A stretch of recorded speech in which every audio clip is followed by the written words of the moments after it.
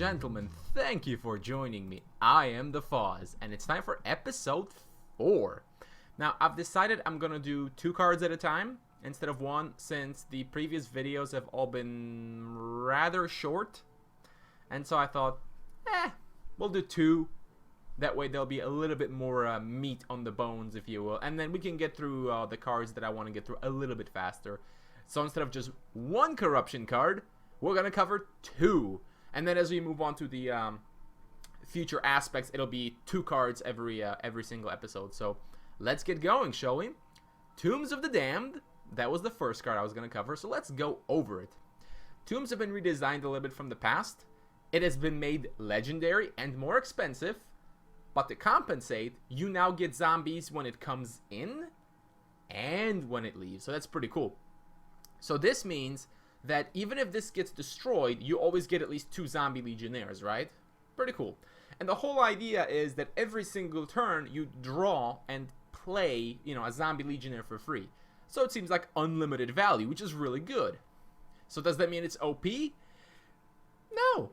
Honestly, not even remotely, because while that may seem scary, the thing is, these zombies tend to get removed not too difficult most of the time. Library guards, Harpy, these are cards that can just take out multiple zombies by themselves. So generally, it's really only bad if you have no board.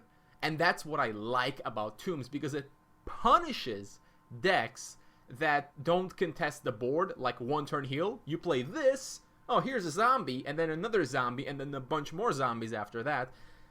And they can't deal with them. It's a never-ending stream of zombies. Great! But if you have a board, you just kill them, right? It's not really that big of a deal, so I think the card is perfectly fine, even though it is kind of good, especially since you can just play a Tombs over another Tombs, and you get the 2 zombies, one from the first Tombs leaving, and the second one from the other Tombs coming in, which has caused the card to be run in basically 4 of in any deck that, actually wants to use it. So, but that's fine. I think it's a good card. I'm really glad it exists. It gives a counter to something like Cataclysm, since even if you get Cataclysmed, you still can start populating the board again.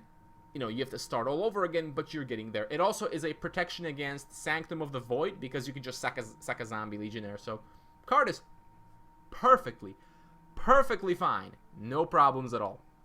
In fact, I hope we get more engines like this that just generate stuff. Generate some value over time as they're on the board. Now, the second card, which I thought, this has to be covered. It's not even seeing much play right now, but man, is it a good card.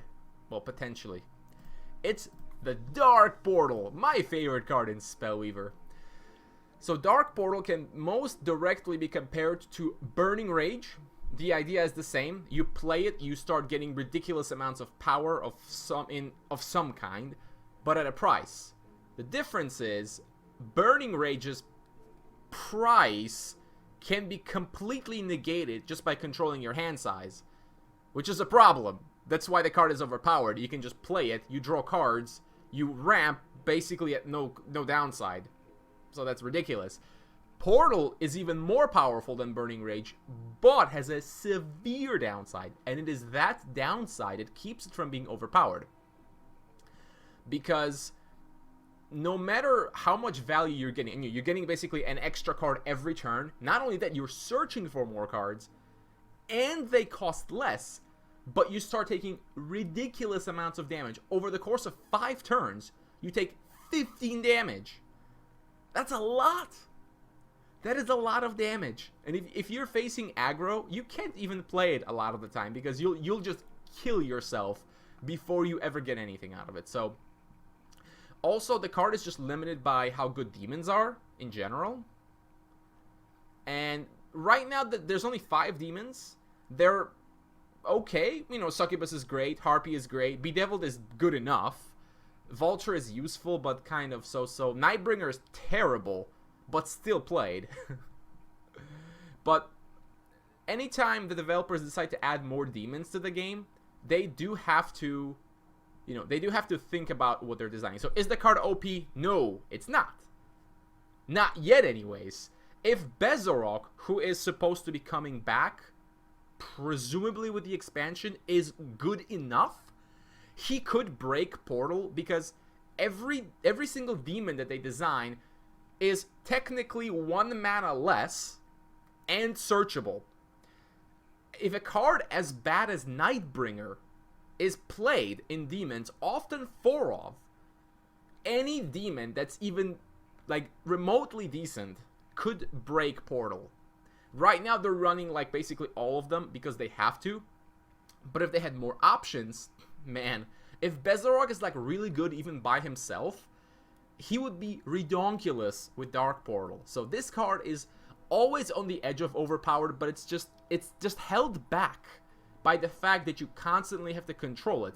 If you want to control it, you have to add cards to your deck to do exactly that. You have to run, well, you could use Herald of Despair, but that's not really a card you want to run that much, although it's not bad. You could toss in Nature to play Landslide, but again, it's a lot of shuffling around, but you can do it. You just have to really, really work for it. Again, unlike Burning Rage, which is just all candy all the time, no problems. So I think the card it's actually really cool, really well designed. I like it. But again, it could become overpowered. It could. If, I don't know how many demons we're going to get, probably more than 1. And, you know, it also, will we see demons in other aspects? So, because right now, demons kind of run Enoch because, you know, they don't really have good heroes. You know, basic Nepharos doesn't do anything for demons. Advanced is so, but doesn't do that much. Enoch does a little. So if they can branch into a different aspect, it could become really good. If you can suddenly start using different hero powers, that would give the demons a lot more options, basically. So keep this card in mind. I definitely will. Any demon that comes out could break this card. Keep that in mind.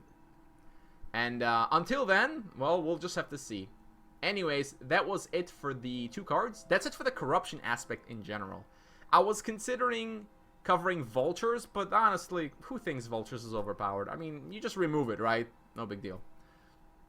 And thank you for joining me. It's been fun.